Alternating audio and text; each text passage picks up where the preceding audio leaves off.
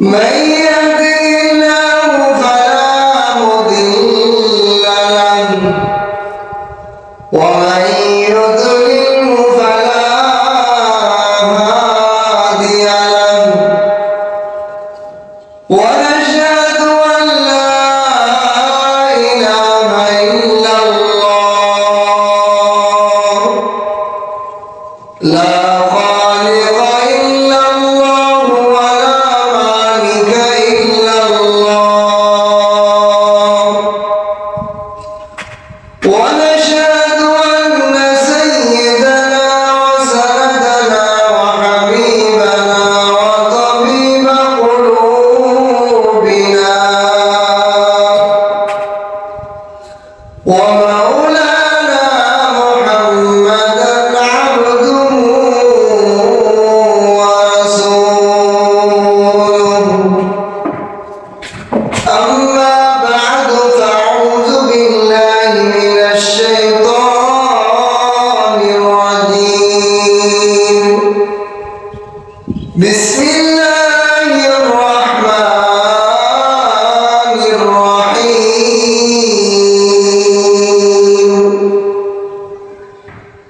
والعاديات ضبحا فالموريات قدحا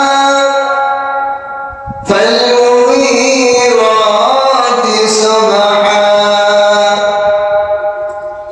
فأثرن به نقعا فوسطن به جمعا إن الإنسان لربه لكنود وإنه على ذلك لشهيد وإنه لحب الخير لشديد أفلا يعلم إذا بعثر ما في القبور وحصل ما في الصدور إن ربهم بهم يومئذ لخبير بارك الله لنا ولكم في القرآن العظيم ونفعنا وإياكم بالآيات والذكر الحكيم سبحانك لا علم لنا إلا ما علمتنا إنك أنت العليم الحكيم ربي زدني علما ربي زدني علما رب اشرح لي صدري ويسر لي أمري واحلل عقدة من لساني يفقهوا قولي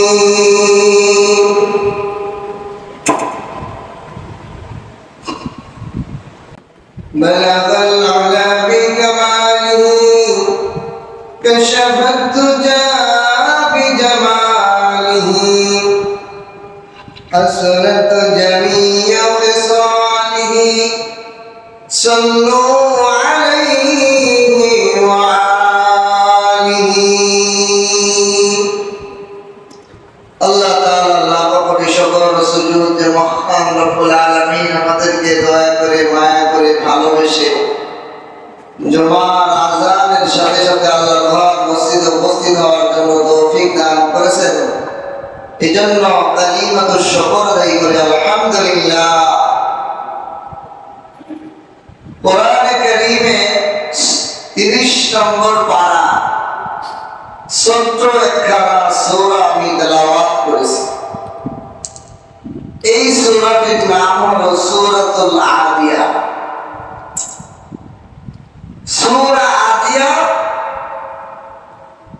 এই সূরাটা মধ্যে আল্লাহ তাআলা আমাদেরকে অনেক গুরুত্বপূর্ণ নসিহত উপদেশ দান করেছেন। আল্লাহ তাআলা আমাকে যেন আল্লাহ পাকের অসীম ইলম থেকে এই সূরাগুলোর মধ্যে যে ভেদ রহস্য আল্লাহ তাআলা দান করেছেন তার থেকে কিঞ্চিত আপনাদের সামনে আলোচনা করার তৌফিক দান করে বলেন আমিন। আল্লাহ তাআলা আমাদের সকলের উপকারার্থে এই সূরার মধ্য থেকে এমন কিছু কথা আমাকে বলার, আপনাদেরকে শোনার তৌফিক দান করেন যা আমাদের ব্যক্তিগত, পারিবারিক, সামাজিক, রাষ্ট্রীয় জীবনে এই সূরা থেকে আমল নিয়ে জীবন যাপন করার তৌফিক দান করেন বলেন আমিন। এই সূরাটা নাম হলো সূরাতুল আদিয়া। আদিয়া নাম কেন? সূরা আদিয়ার অর্থ কি? সূরা শব্দের অর্থ হলো চিহ্ন, আলামত। একটা বিষয়বস্তুর একটা আলামত, হেডিং, নাম থাকে। এই জন্য সূরাকে সূরা বলা হয় যে সূরা হলো একটা নতুন কথা, একটা নতুন দিক নির্দেশনার আলামত। কি দিক নির্দেশনা? আল আদিয়া। আল আদিয়া মানে কি? আল আদিয়া শব্দের অর্থ হলো ধাবমান, ঊর্ধ্বগতিতে সম্পন্ন যান, দ্রুতগামী, প্রচন্ড বেগী, স্পিডিং, যা স্পিড বেশি, যা দুরন্ত, জঙ্গি বিমান যেমন দুরন্ত চলে, এরকম অর্থ আসে আদিয়া। যেহেতু সূরার শুরুতে এই শব্দটা ব্যবহার হয়েছে, এই জন্য এই সূরাকে এই নামে নামকরণ করা হয়েছে, দ্রুতগামী। এই সূরাটার মধ্যে আল্লাহ তাআলা কি কি বিষয়বস্তু, মন কথা দান করেছেন। এই সূরার মধ্যে আল্লাহ তাআলা মানুষ যে অত্যাধিক অকৃতজ্ঞ, নাশকরি, মানুষ তার স্বভাবগতভাবে অত্যাধিক অকৃতজ্ঞ এবং নাশকরিয়া করে, এই বিষয়টার প্রতি আল্লাহ তাআলা এই সূরার মধ্যে উপদেশ দান করেছেন। মানুষ তার মালিকের পক্ষ থেকে হাজারো নিয়ামত পাওয়ার পর মালিকের শুকরিয়া জ্ঞাপন করেই না, বরং করার অনুভূতিও সে অনুভব করে না। এই জন্য আল্লাহ তাআলা এই সূরার মাধ্যমে উপদেশ দিয়েছেন মানুষ বড়ই অকৃতজ্ঞ। আর এই জিনিসটা স্বয়ং মানুষ নিজেই সাক্ষী এবং বুঝতে পারে, নিজেই বুঝতে পারে যে মানুষ নিজেই কত অসাকরিয়া, অকৃতজ্ঞ। এটা যেন মানুষ নিজে বুঝতে পারে, এটা আল্লাহ নিজেই দাঁড়িয়ে দিয়েছে। ইন্নাল ইনসানা লিরাব্বিহি লাকানুন।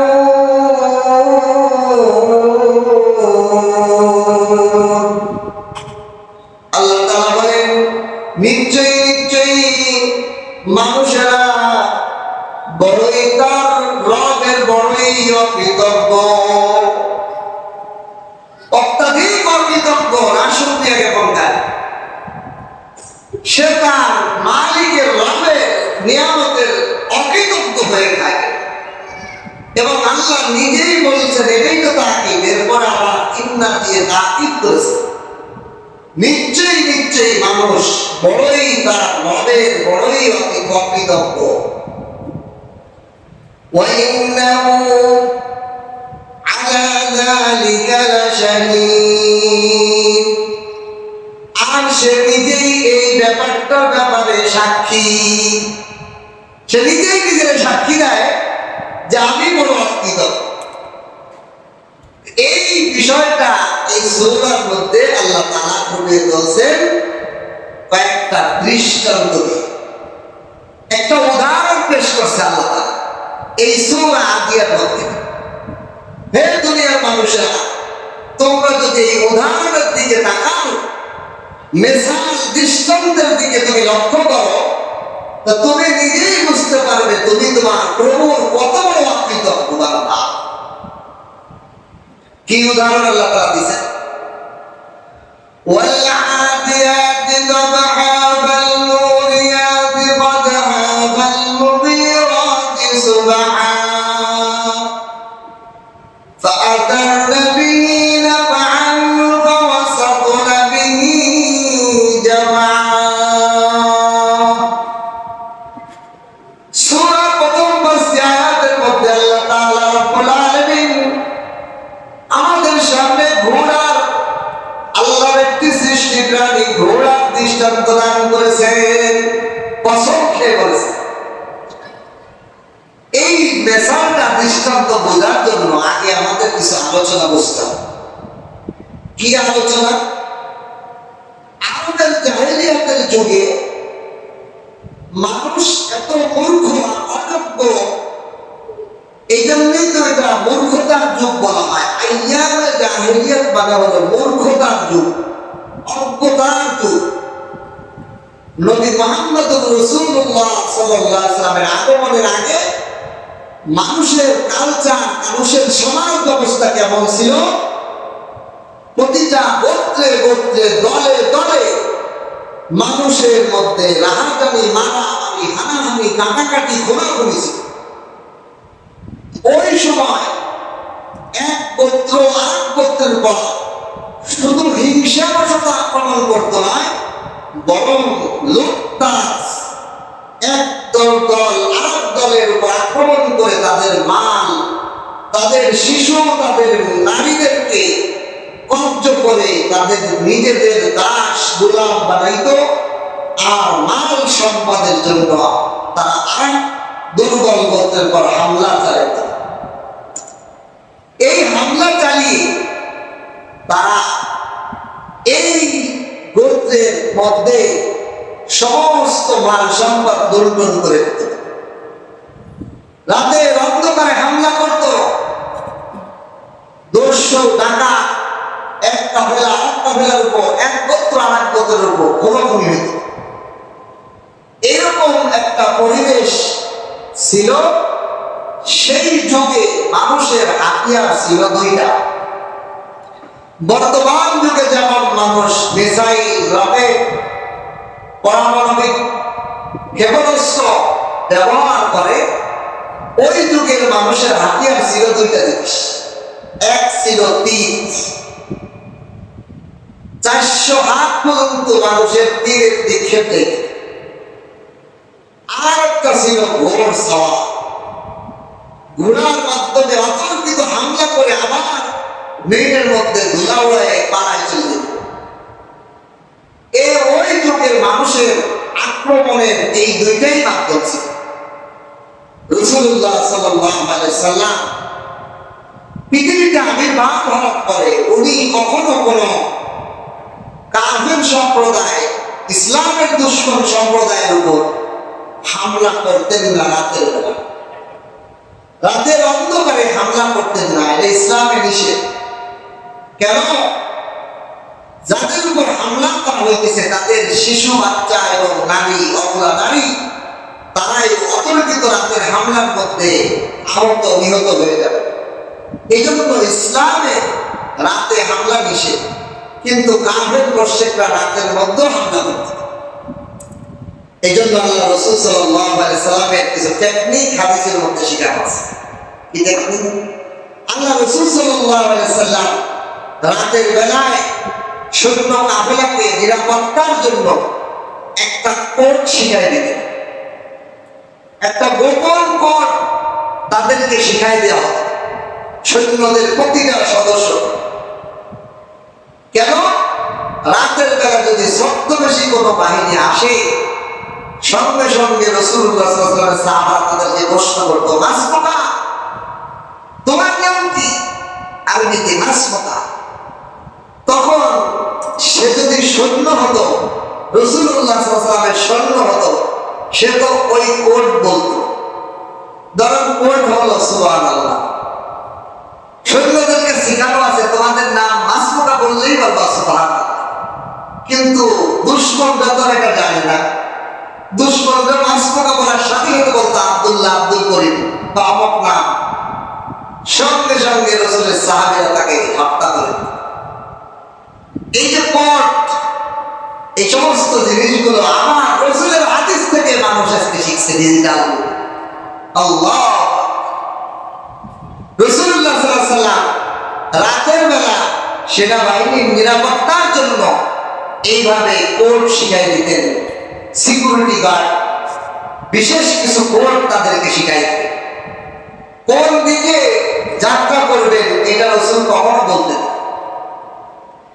যদি কোনো কাফেলাকে যুদ্ধে পাঠাইতে একদিকে রওনা করে দিয়েছেন, তাহলে দক্ষিণ দিকে, তা ওর কাছে 3-4টা টোকেনে কাগজ লিখে দিয়েছে সেনাবাহিনীর হাতে। আল্লাহ রাসূল দিতে গেল 3-4টা কাগজের মধ্যে নোট লিখে ভাঁজ করে দিয়েছে, 1 নম্বর, 2 নম্বর, 3 নম্বর। এটা শুধুমাত্র সেনাবাহিনীর হাতে, সেনাপ্রধানের হাতে। আল্লাহ রাসূল দিতেন, দিয়ে বলতেন তুমি এখান থেকে অমক অক্ত পর্যন্ত পথ চলবা। চলার পর প্রথম টোকেনটা খুঁজবা, ওর ভিতর লেখা আছে ওখান থেকে তোমার কোন দিকে দেখবে। এতে কি হতো, গোয়েন্দা, শত্রু বাহিনীর গোয়েন্দা কখনো মুসলিম বাহিনীর গন্তব্য খুঁজে পেত না, কোন দিক যাচ্ছে। রাসূল সাল্লাল্লাহু আলাইহি ওয়াসাল্লামের এই নীতিমালা এখনো পৃথিবীর বিভিন্ন পরাশক্তি সেনাবাহিনীরা ফলো করে। বলেন সুবহানাল্লাহ। আল্লাহ রাসূল সাল্লাল্লাহু আলাইহি ওয়াসাল্লাম রাতের বেলা কোনো হামলা করতেন। এই যে যুদ্ধ বিগ্রহ হতো, এই যুদ্ধ বিগ্রহের মধ্যে আইয়ামে জাহেলিয়াতের যুগে তীর এবং ঘোড়ার প্রচলন ছিল। এর মধ্যে এই ঘোড়াটা যুদ্ধের ক্ষেত্রে সাংঘাতিক বড় একটা হাতিয়ার, একটা সেনা সৈন্যের মতো কাজ করতে পারে। সুবহানাল্লাহ। আল্লাহ তাআলা ঘোড়াকে কি আশ্চর্যভাবে তৈরি করেছেন। এই ঘোড়া তার শুধু কান আল্লাহ তাআলা আমাদের মতো কান দেন নেই। তাফসীরের কিতাবের মধ্যে লিখছে এই ঘোড়া শুধু মাথা ঘুরিয়ে তার কান দিয়ে 10 মাইল পর্যন্ত কোন বিপদ, কোন ধরনের শত্রু আছে কিনা এটার আন্দাজ সে এই কান দিয়ে 10 মাইল পর্যন্ত খবর নিতে পারে। বলেন সুবহানাল্লাহ। ঘোড়ার মধ্যে পৃথিবীর বিপদ, সামনে ঝড় না তুফান না কোনো কিছু আছে, এই পরাশক্তি আল্লাহ তাআলা ঘোড়ার কানের মধ্যে একটা রাডার সিস্টেম করে দিয়েছে। বলেন সুবহানাল্লাহ। এই জন্য ঘোড়া তার আশপাশের 10 মাইলের মধ্যে কোনো ক্ষয়ক্ষতি, কোনো বিপদ আছে কিনা এটা অনুভব করার মতো শক্তি তার মধ্যে আল্লাহ রাখছে।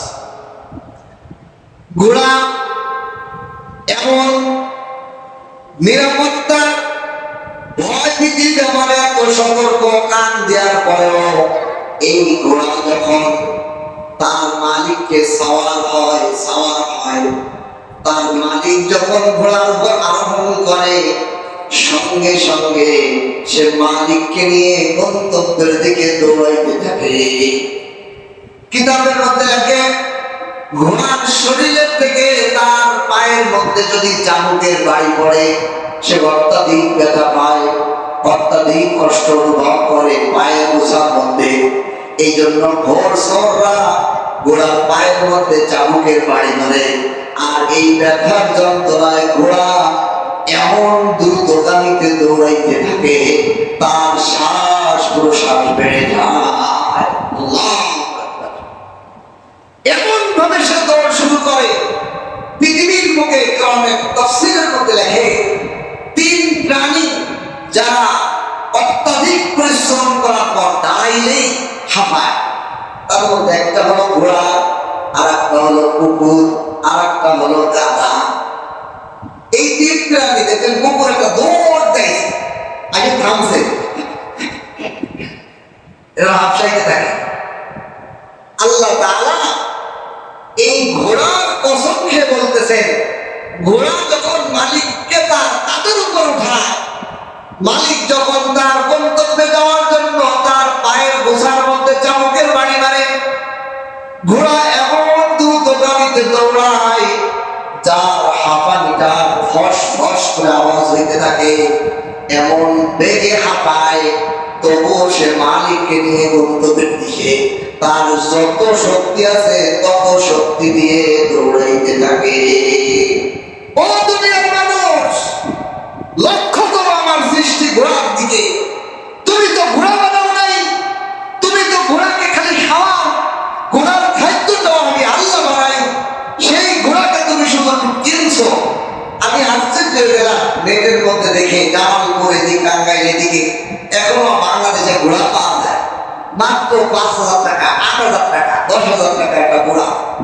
আর ছোট ঘোড়া তো আপনি আরো 2-3,000 টাকা পাবেন, 3500 টাকায় আপনি একটা বাসুর ঘোড়া পাবেন, সস্তা। অথচ এই যুগে একটা গরু কিনতে গেলে 5 লাখ টাকা। ঘোড়া এত সস্তা একটা প্রাণী, কিন্তু মালিককে যখন সে ঘাড়ে উঠায় তার সর্বোচ্চ শক্তি দিয়েছে, মালিকের কত আশ্বস্ত, কত বিনয়ী, মানুষের কত বিশ্বস্ত, যে মালিককে গন্তব্যে পৌঁছানোর জন্য সে সর্বোচ্চ শক্তি দিয়ে তার নিঃশ্বাস বেড়ে যাইতেছে, এমন ভাবে সে দৌড়ায়। আল্লাহ তাআলা কসম খেয়ে বলেন, ওয়াল আদিয়াতি দাবহা, এ সারা দুনিয়ার মানুষেরা ঘোড়ার দিকে লক্ষ্য করো। ঘোড়ারে তুমি বাড়াও নাই, ঘোড়ার খাবারও তুমি বানাও নাই, শুধু সামান্য কিছু টাকা দিয়ে একটা ঘোড়া কিনছো। এই ঘোড়ার ঘাড়ে ওঠার পরেও ঘোড়া তোমাকে কত গুরুত্বপূর্ণ, তার জান প্রাণ দিয়ে তোমাকে তোমার সেবা দেয়, তোমার আনুগত্য করে, তুমি যেই দিকে যাইতে পারো সেই দিকে যায়। সে তোমার গন্তব্যে পৌঁছানোর জন্য সর্বোচ্চ শক্তি ব্যয় করে দৌড়ায়। তুমি কি তার মালিক, তার প্রভুভক্তটা দেখো না? তুমি তার প্রভুভক্তটা দেখো না? তার প্রভুর ভক্তি দেখো। তুমি আল্লাহর গোলাম হয়ে আল্লাহর এত নিয়ামত পেয়ে তুমি কতটুকু আল্লাহ রাস্তায় দৌড়াও। একটা ঘোড়া মালিকের সামান্য খাওয়া, সামান্য কয় টাকা দিয়ে ঘোড়া কিনছে, সামান্য কিছু খাদ্য দেওয়ার কারণে যদি মালিকের পথে, মালিক যেই গন্তব্যে যাইতে বলে সেই গন্তব্যের দিকে যদি ঘোড়া এমন জোরে দৌড়াইতে থাকে, এমন গন্তব্যের দিকে শ্বাস প্রশ্বাস ডানে বামে দেখার কোনো সুযোগ থাকে না, ডানে বামে তাকানোর কোনো সুযোগ থাকে না, সে গন্তব্যের দিকে পাগলের মতো ছুটে মালিককে পৌঁছায় দেওয়ার জন্য চিন্তা করে। ও দুনিয়ার মানুষ, ওই ঘোড়ার কসম খেয়ে বলতেছি, তোরা মনে নেব খারাপ। আল্লাহ এই জন্য ঘোড়ার কসম খেয়ে বলেন, ও দুনিয়ার মানুষ, ঘোড়ার দিকে একটু তাকাও, তুমি নিজেই সাক্ষী দিবা তুমি কত বড় নেব খারাপ, তুমি কত বড় নিয়ামতের অসুক্রিয়াকারী। তুমি মালিকের এত নিয়ামত পাও, মাথার তালু থেকে পায়ের তালু পর্যন্ত মালিকের নিয়ামত। ওরে মালিকের দেওয়া নিয়ামত দিয়ে দেখো, মালিকের দেওয়া নিয়ামত দিয়ে তুমি চোখ দিয়ে দেখো, আর কান দিয়ে শ্রবণ করো, চোখ দিয়ে দেখো, নাক দিয়ে ঘ্রাণ নাও, জিহ্বা দিয়ে স্বাদ দাও। মালিকের এত নিয়ামত তুমি ভোগ করো, মালিকের রাস্তার দিকে তুমি একটু হাঁটো না, চলো না, আজান হইয়া যায়, মসজিদের দিকে তোমার পাউনি নড়ে না, আজান ডাকা হয়, মালিকের পক্ষ থেকে আল্লাহু আকবার বলে ডাকা হয়, তোমার পাও যায় না মসজিদের দিকে, আড্ডার দিকে, কর্মের দিকে, মালের দিকে, ব্যবসার দিকে, চাকরির দিকে দৌড়ায়। ও দুনিয়ার মানুষ, ঘোড়ার দিকে তাকাও, ঘোড়ার দিকে যদি তুমি তাকাও, ঘোড়ার দৌড় দেখলে তুমি বুঝবা ঘোড়া মালিকের জন্য কিভাবে গন্তব্যে দৌড়ায়, আর তুমি কোন দিকে হাঁটতেছো নিজে নিজেই বুঝবা তুমি কত বড় অকৃতজ্ঞ বান্দা।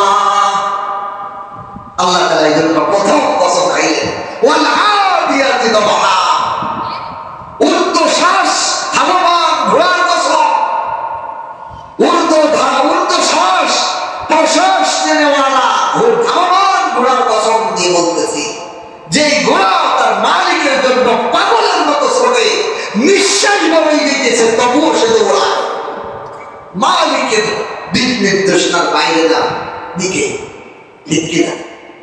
2 নম্বর আল্লাহ তাআলা বলেন,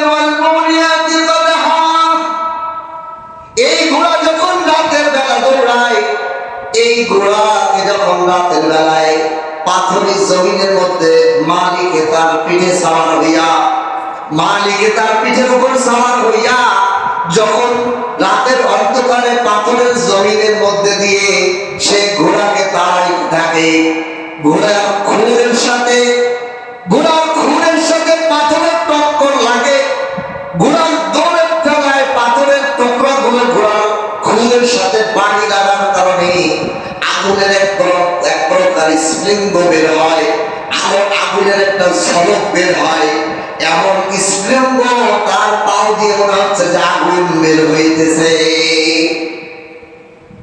রাতের অন্ধকারে সে দৌড়ায়। আল্লাহ তাআলা কসমকে বলেন, ওয়াল-মুরিয়াতি কদহা, ও দুনিয়ার মানুষ, আমার সৃষ্টি ঘোড়ার দিকে তাকায় দেখো। তুমি সামান্য একটা মালিক, ঘোড়ার মালিক, ঘোড়াকে তুমি বানায়ও নাই, তুমি খাওয়াও শুধু, সেই খাবারটাও আমি আল্লাহ বানাই।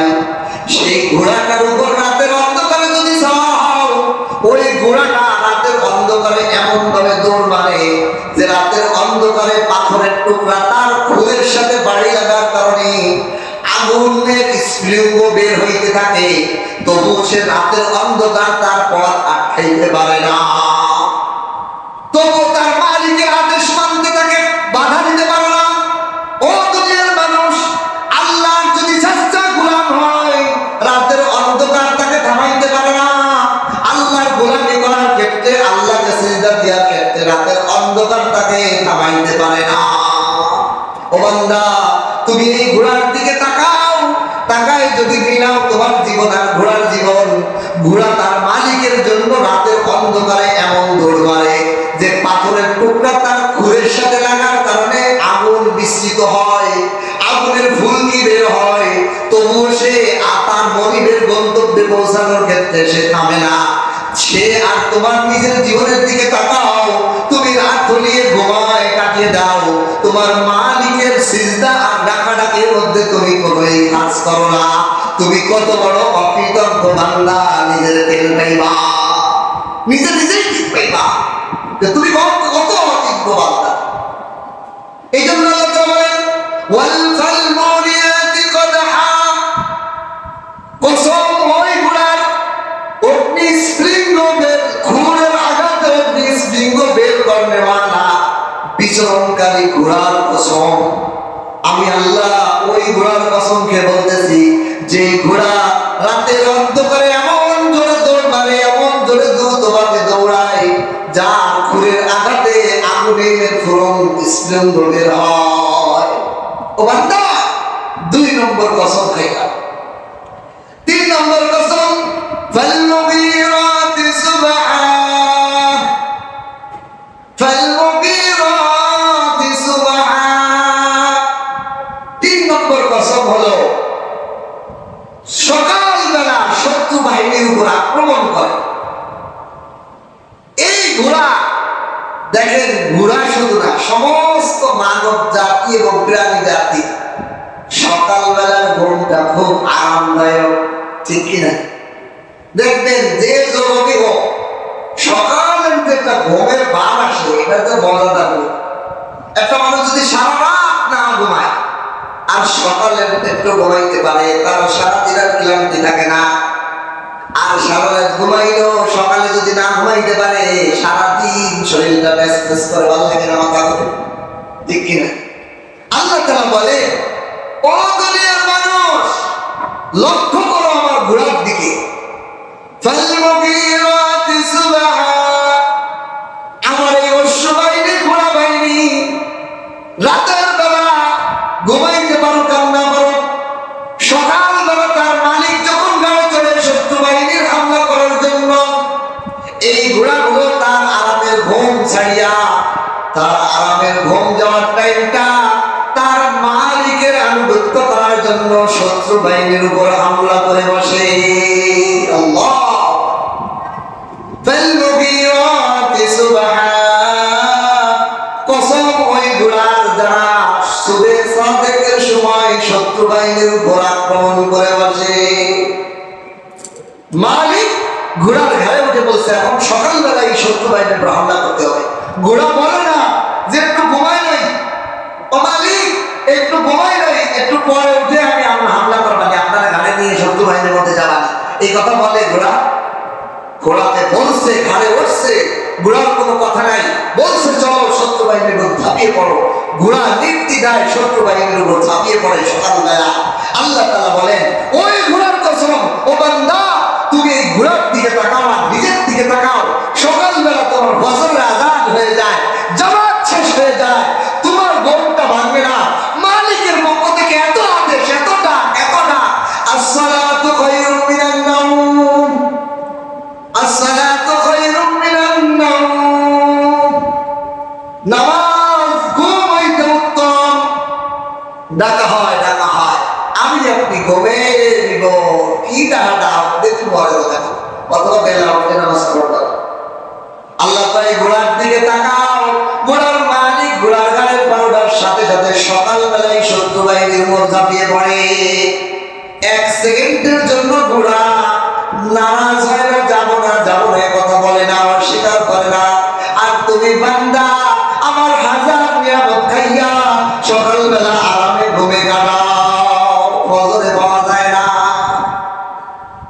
আল্লাহ, এই জন্য আল্লাহ বলেন ফাল মুগীরাতি সুবহা, ও বান্দা 3 নম্বর কসম, তুমি ঘোড়া সকালবেলা ধাবমান ঘোড়া, শত্রু বাহিনীর মতো আক্রমণ করনেওয়ালা ঘোড়ার কসম করে বলতেছি, শত্রু বাহিনীর উপর সকালবেলা আক্রমণ করনেওয়ালা বাহিনীর উপর, বাহিনী ঘোড়ার প্রতি কসম খেয়ে বলতেছি, বান্দা তুমি এই ঘোড়ার দিকের সাথে নিজের জীবনকে মিলাও, তুমি কত বড় অকৃতজ্ঞ বান্দা। আল্লাহ রাসূল সাল্লাল্লাহু আলাইহি সাল্লাম সারা রাত সফর করতেন, সকালবেলা শত্রু বাহিনীর উপর আক্রমণ করতেন আল্লাহ রাসূল যুদ্ধের ময়দানে। কিন্তু আল্লাহ রাসূলের একটা নীতিমালা ছিল, সকালবেলা যেই সম্প্রদায়ের উপর আক্রমণ করবেন ওই সম্প্রদায়ের উপর কান বেঁধে রাখতেন আল্লাহ রাসূল। দেখতেন ওই এলাকার মধ্যে, ওই অঞ্চলের মধ্যে কোন আজান, ফজরের আজান শোনা যায় কিনা। যদি আজান শোনা যেত তাহলে আক্রমণ করতেন না, আর যদি আজান শোনা না যেত, ফজরের আজান নাই, তাহলে সকাল হওয়ার সাথে সাথে এই কাফের বাহিনীর উপর আক্রমণ করত। আল্লাহ রাসূল সাল্লাল্লাহু আলাইহি ওয়াসাল্লাম এর উপর আয়াত নাযিল করে আল্লাহ তাআলা বলেন, ওই ঘোড়ার কসম যে ঘোড়া সকালবেলা মালিকের আদেশে শত্রু বাহিনীর উপর ঝাঁপিয়ে পড়ে, সেই ঘোড়ার সাথে আপনার উম্মতকে নিজেদের হাল মিলাতে পারেন যে ঘোড়া তার মালিকের জন্য সকালবেলা আক্রমণ করতে রাজি। আর তুমি বান্দা আল্লাহর এত নিয়ামত খাইয়া সকালে উঠে একটা ফজরের সিজদা দিতে তোমার মনে চায় না। ইন্নাল ইনসানা লিরাব্বিহি লাকানুন। এজন্য আল্লাহ বলেন মানুষ বড়ই অকৃতজ্ঞ। 3টা কসম। 4 নম্বর আল্লাহ তাআলা বলেন ফাআতারনা বিহি নাকআ, ফাআতারনা বিহি নাকআ। দেখেন সকালবেলা আকাশের থেকে শিশির পড়ে, নিয়ার পড়ে, এই জন্য জমিনের ধুলা সকালবেলা পড়ে না, দুপুরে বা বিকালে ধুলা পড়ে। কিন্তু সকালবেলা আসমান থেকে নিয়ার শিশির বর্ষণ হয়, কুয়াশা বর্ষণ হয়, এই কারণে জমিনের ধুলাগুলো শুষ্ক থাকে না, ভিজা ভিজা থাকে। কিন্তু আল্লাহ তাআলা বলেন এই সকালবেলা মালিক যখন ঘোড়ার উপর চড়া আরোহণ করে, ঘোড়া এমন দ্রুতগামী মালিককে গন্তব্যে পৌঁছানোর জন্য দৌড়ায় যে সকালবেলাও সে ধুলো উৎক্ষেপণ করে দেয়। আল্লাহ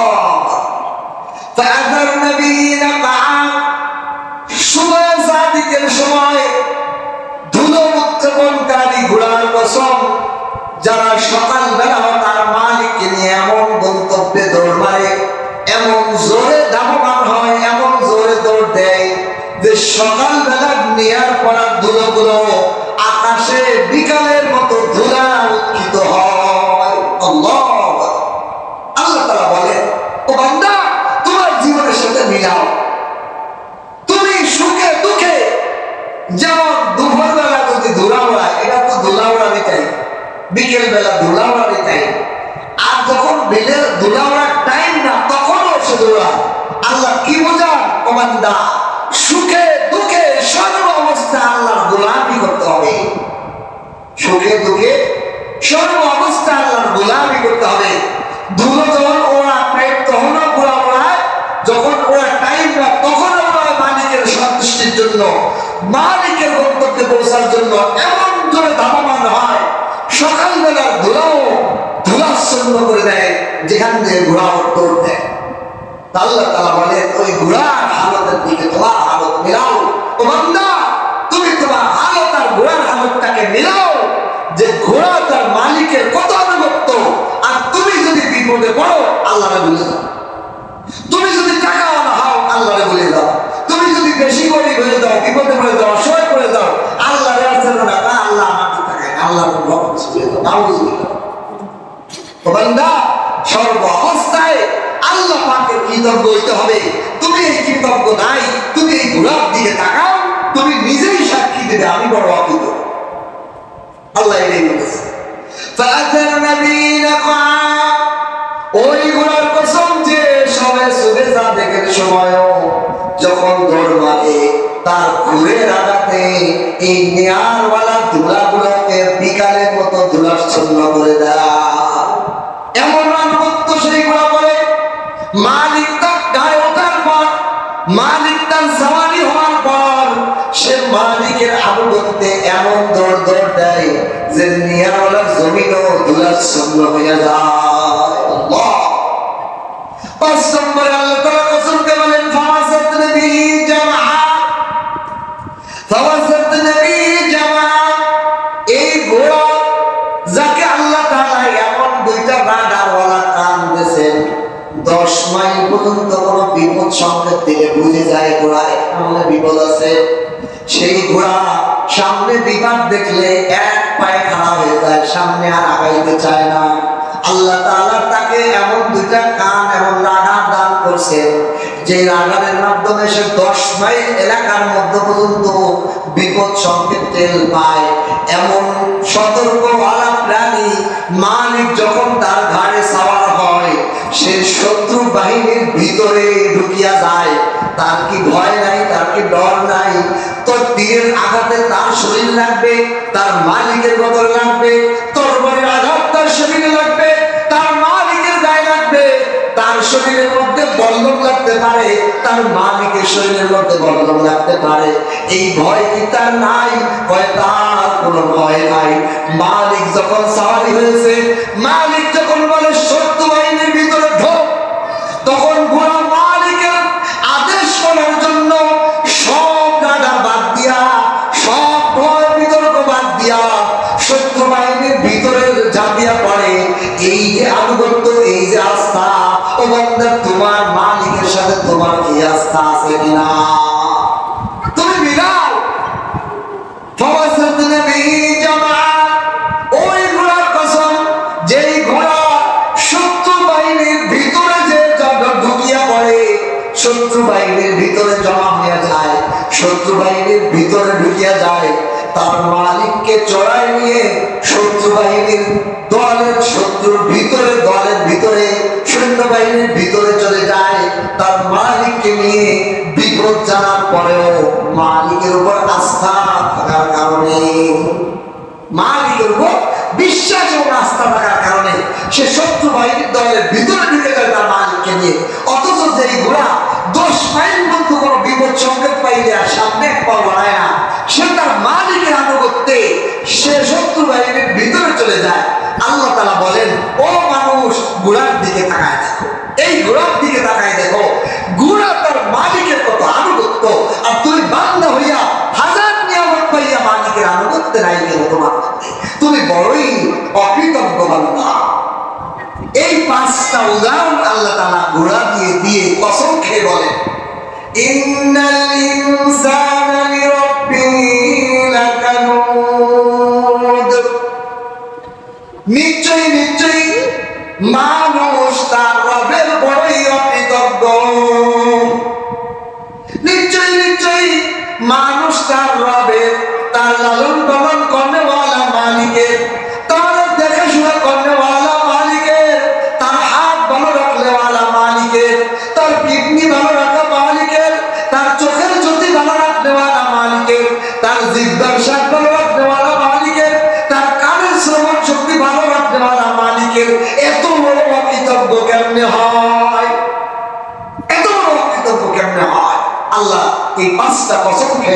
এই তাকিদ দিয়ে বলতেছে, ও বান্দা ইন্নাল ইনসানা লিরাব্বিহি লাকানুন। আল্লাহ বলেন নাই যে আল্লাহ অকৃতজ্ঞ, আল্লাহ বলছেন রব্বিহি। রব আর আল্লাহর মধ্যে পার্থক্য। রব হলো আল্লাহ, মানে যিনি ইলাহ মাবুদ, আর রব হলো এমন গুণবাচক নাম, এর অর্থ হলো রব মানে লালন পালন করা। লালন পালন করা মানে মাথার চুল থেকে পায়ের তালু পর্যন্ত আমার শরীরের মধ্যে হাজারো রকমের অর্গান আছে কিনা। এই যে কিছুদিন আগে এক রোগীর কথা শুনুন, ক্যান্সার বা ডেঙ্গু হইলে ডাইরেক্ট রক্ত দেয় না, রক্তের কেমো দেয়। আবার কেমো হাজারো প্রকারের আছে, যেটা আগে জানতাম না। বা রোগী বা ডাক্তার, রোগী দেখতে যে অনেক ডাক্তারকে জিজ্ঞাসা করে, এগুলো জানলাম। একজনের ডেঙ্গু হয়েছে, ডাইরেক্ট রক্ত লাগে না, রক্ত একটা সাদা কেমো আছে, সেটা দিতে হয়। আরেকজনের ক্যান্সার হয়েছে, তাহলে আরেক প্রকার কেমো দিতে হয়। এক রক্তের মধ্যেই হাজার প্রকার কেমো আছে, হাজার প্রকার ধাতু আছে। যেই রোগীর যেই ধাতু প্রয়োজন রক্ত থেকে, ওইটা বের করে ওইটা না দিলে ওই রোগী বাঁচে না। এবার চিন্তা করেন, আমি আপনি তো অসুস্থ হয় নাই, আমার আপনার ওই রক্তগুলোর মধ্যে ওই মেডিসিন কে বানাইলে?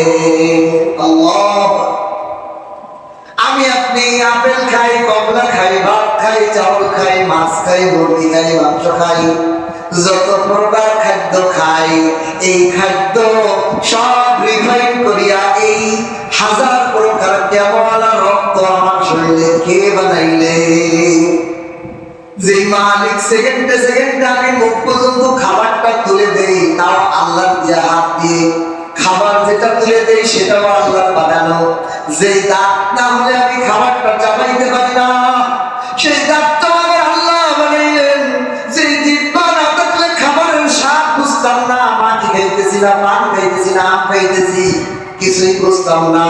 সেই জিহ্বা বানানেওয়ালা আমার, সেই জিহ্বাকে লালন পালন করনেওয়ালা রব আমার শরীরের মধ্যে সর্বপ্রকার রক্ত, ভিটামিন সর্বপ্রকার পুষ্টি পৌঁছায় দেনেওয়ালা, বানানেওয়ালা, লালন পালন করনেওয়ালা মালিক এত নিয়ামত আমাকে দান করলেন। সারা দিনে আমি তার কতটুকু শুকরিয়া জ্ঞাপন করলাম। হায় ইন্নাল ইনসানা লিরাব্বিহি লাকানুন। মানুষ বড়ই তার রবের বড়ই অকৃতজ্ঞ বান্দা। মানুষ বড়ই তার প্রভুর অকৃতজ্ঞ। সে সারাদিনে আল্লাহ বলে চিৎকার করে, সারাদিনে তার মালিককে আল্লাহ আলহামদুলিল্লাহ বলে না, লা ইলাহা ইল্লাল্লাহ বলে না, সুবহানাল্লাহ বলে না, আল্লাহু আকবার বলে না। এই জবান দিয়ে নেতা আর নেত্রীর স্লোগান দিতে দিতে তার জবান ব্যথা হইয়া যায়। নাউযুবিল্লাহ। যে আল্লাহ বানাইলো সে আল্লাহর কৃতজ্ঞতা, তার শুকরিয়া, তার গোলামি, তার আরাধনার মধ্যে আমার সবাই। এই জন্য আল্লাহ বলেন ইন্নাল ইনসানা লিরাব্বিহি লাকানুন ওয়া ইন্নাহু আলা যালিকা লাশাহীদ। আর এই যে মানুষ যে নিজেই কৃতজ্ঞ, এই ব্যাপারে নিজেই সাক্ষী। নিজেই সাক্ষী কেন? ওই যে পাঁচটা ঘটনা বললাম, ঘোড়া, পাঁচটা অবস্থা ঘোড়া, এই ঘোড়ার পাঁচটা অবস্থার দিকে আল্লাহ তাআলা আমাদেরকে দৃষ্টান্ত দিয়েছেন, উদাহরণ দিয়েছেন। এটার সাথে নিজে মিলাও, তাহলে তুমি নিজেই বুঝতে পারবা, তুমি নিজে বান্দাই বুঝতে পারবা তুমি মালিকের কত বড় অকৃতজ্ঞ বান্দা, না শুকরিয়া বান্দা। وَإِنَّهُ عَلَى ذَلِكَ لَشَهِيدٌ। নিশ্চয়ই মানুষ এই নিজের উপরে নিজেই অকৃতজ্ঞতার সাক্ষী। وَإِنَّهُ لِحُبِّ الْخَيْرِ لَشَدِيدٌ। আর একটা কারণ হলো অকৃতজ্ঞ হওয়া, মানুষ তার মালের পর সম্পদের প্রতি অতি আসক্তির কারণে মানুষ সম্পদ আরোহণের প্রতি এত আসক্ত, সম্পদের প্রতি এত আসক্ত যে অকৃতজ্ঞ। কিরকম? দেখেন, একটা মানুষ সম্পদ পাওয়ার জন্য যেই পরিমাণ মেহনত রাত দিন 24 ঘন্টা করে, আমাদের এই গাজীপুর পোড়াবাড়ি গার্মেন্টস ফ্যাক্টরিগুলোর দিকে তাকাইলেই বোঝা যায় মালিকদের কি পরিমাণ টাকা দরকার। যে সকাল থেকে সন্ধ্যা পর্যন্ত গার্মেন্টস চালু রাখলে যে লাভ হয় তাতে হয় না, আরো কি দরকার, নাইট ডিউটি কর্মচারী দরকার। এই জন্য রাত দিন 24 ঘন্টা গার্মেন্টস চালু থাকে, ঠিক কিনা? আল্লাহ, টাকা লালের আসক্তি এই পরিমাণ হয়ে গেছে। মানুষ সারাদিন কাজ করে যদি হয় না, এই জন্য সে ওভার টাইম করে, রাত্র ওভার টাইম করে, স্বামীতে কাজ করে সংসার চালাইতে ভালোভাবে হয় না, সম্পদ আরো বাড়ানোর দরকার। সম্পদের জন্য আবার তার বিবিও গার্মেন্টসে ঢোকায়, স্বামী স্ত্রী দুইজনে কাজ করেও তাও সম্পদের স্বাদ বেটে দেওয়া। কালকে এক লোক ঘটনা শুনাইতেছে, এক দোকানে বিকাশে টাকা পড়তেছে। তা টাকা পড়ার সময় এক লোক আসছে গার্মেন্টসে, স্বামীও গার্মেন্টসে চাকরি করে, বিবিও চাকরি করে, দুইজনে মিলে প্রায় 25,000 টাকার মতো স্যালারি পাইলে বর্তমানে গার্মেন্টস শ্রমিকদের 50,000 টাকা ইনকাম করে। তাদের জীবনে তাদের শরীর তাদের মাধ্যমে কোনো সন্তান জন্ম হয়নি, আল্লাহ দান করেনি। তো তারা একটা সন্তান দত্তক নিয়েছে। এই দত্তক নিয়ে সন্তান দিয়ে স্বামী স্ত্রী 50,000 টাকা দিয়ে চলতে হিমশিম খেয়েছে। কে সদস্য কয়জন? মাত্র 3 জন। এক নম্বরে সে আর তার বিবি দুইজনই কর্ম করে, আর তার সন্তান। এই 3 জনে মিলে সমাজে, এই সমাজে যেভাবে কর্মধর্মের দাম, সবকিছু বাসা ভাড়া সব মিলে তার চলতে কষ্ট হচ্ছে। তা ওই লোক বলতেছে যে আমি আশ্চর্য হইতেছি যে এই সমাজের হুজুররা চলে, অথচ দেখেন এই সমাজের সবচেয়ে নিম্ন বেতন ভাতা হলো আলেম ওলামা, মসজিদ মাদ্রাসার হুজুরদের। আমাদের মসজিদের হুজুরের তো 12,000 টাকা বেতন, আলহামদুলিল্লাহ। অনেক মাদ্রাসার হুজুরদের বেতন 4,000 5,000। টিচার, একজন টিচারের বেতন কত? মাদ্রাসার শিক্ষকের 8,000 10,000 5,000 6,000। তাহলে আপনি চিন্তা করেন, উনি 50,000 চলতে হিমশিম একটা বাচ্চা দিয়ে, আর হুজুরদের তো আল্লাহ রহমতে বাচ্চার অভাব নেই। আল্লাহ আল্লাহ ফলন বেশি দেয়। এখন বলেন যে বরকতে চলে, আসলেই মাত্র, কিন্তু কষ্ট যাই হোক আল্লাহ তাআলা চালায় নিতেছে, ঠিক কিনা? এই যে মালের ক্ষেত্রে আমরা এত আসক্তি, কিন্তু আসক্তির কারণে ফলাফল কি? যতই কামাচ্ছি ততই আমার খরচ বেশি, আমার স্বস্তি নাই। একা কামাই করছি সেই সময় সংসার চলছে, বিবিরে লাগাইছি এখনো সংসার চলে, কিন্তু তারপরেও কোনো স্বস্তি নাই। আল্লাহ মালের প্রতি আসক্তি তোমাদেরকে কি কোন বানাই দিয়েছে, অহংকারী বানাই দিয়েছে। অতি আসক্তির কারণে তোমরা বড় আল্লাহ পাকের অকৃতজ্ঞ। এই অকৃতজ্ঞ হওয়ার কারণে লাখ টাকা কামাও, তোমার টাকার মধ্যে কোনো বরকত নাই। তুমি অধিক টাকা কামাইতেছো, শুকর নাই, মালের হক আদায় করো না, ফরজ যাকাত দাও না, কুরবানি দাও না, মালের সদকা দাও না। মালের হক আছে, মসজিদের হক, মাদ্রাসার হক, আলেম ওলামার হক, গরিবের হক, এতিম মিসকিনের হক, এগুলো তুমি আদায় করো না। তোমার মালের বরকত আমি উঠাই দিয়েছি। লাখ টাকা কামাইলেও তোমার স্বস্তি হবে না, একা কামাই করলেও হবে না, বউরে লাগাবা বউ লাগাইলেও হবে না, মেয়েকে লাগাবা মেয়েও কামাই করবে, ছেলেকে লাগাইবা ছেলেও কামাই করবে, তারপরেও তোমার স্বস্তি নাই। আলহামদুলিল্লাহ আমরা যাই বেতন পাই, আমার বিবি কোনো চাকরি করে না, ছেলে মেয়েও চাকরি করে না, আলহামদুলিল্লাহ ড্রাইভার থেকে যা আছি স্বস্তিতে আছি। স্বস্তি আসতে হলে মালের ক্ষেত্রে আল্লাহ পাকের কৃতজ্ঞতা আদায় করতে হবে, এবং মালের যে ফরজিয়াত ওয়াজিবাত সুন্নাত যে হুকুক আছে এটা আদায় করতে হবে। আল্লাহ তাআলা আমাদেরকে বোঝার তৌফিক দান করুন। সবাই শেষ, আল্লাহ তাআলা তৌফিক দিলে আগামী সপ্তাহে বাকি সূরা তাফসীর করব।